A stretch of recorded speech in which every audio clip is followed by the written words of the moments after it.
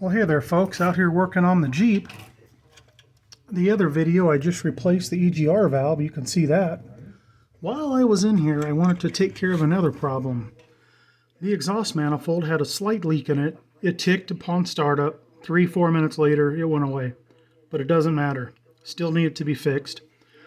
I already knew from looking one of the studs were broke off. You can see I got the exhaust manifold out. The previous owner tried to fix it by putting some JB weld on it, which, yeah, that's never a good idea. Anyways, you can see where the gaskets were leaking all over the place. Let's see, one of them, probably I think this one right here, that one there was broke. Anyways, that's the stud right there.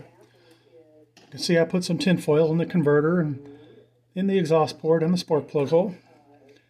I tried to get some needle nose vice grips on it. It wasn't going to turn.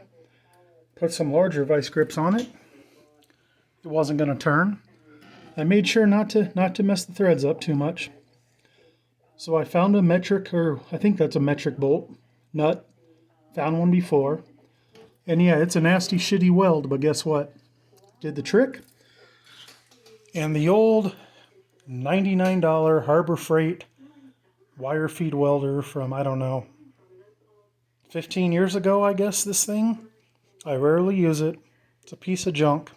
But when I need it, for a little crap like this, it works. So you can see I can back it right out now. I mean, it was in there tight, don't get me wrong.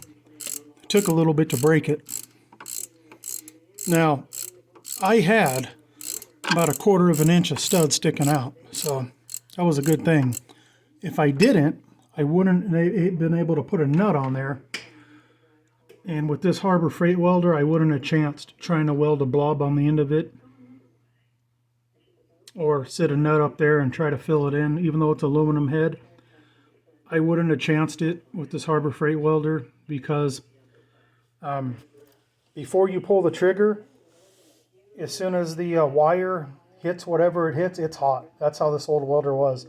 All the trigger does is push the wire out. It's hot all the time. So I wouldn't have chanced it, but on this it worked out well. You can see it's coming right out. Now I can go ahead and get me a new stud. There's the old studs there. And I can go ahead, or not a stud, a bolt. Clean those flanges off, put it back on there, tighten it up with the new gasket. All right, folks. Quick tip, worked for me. Thank goodness. Hopefully this was easy. I mean, it was easy, and thank goodness it was.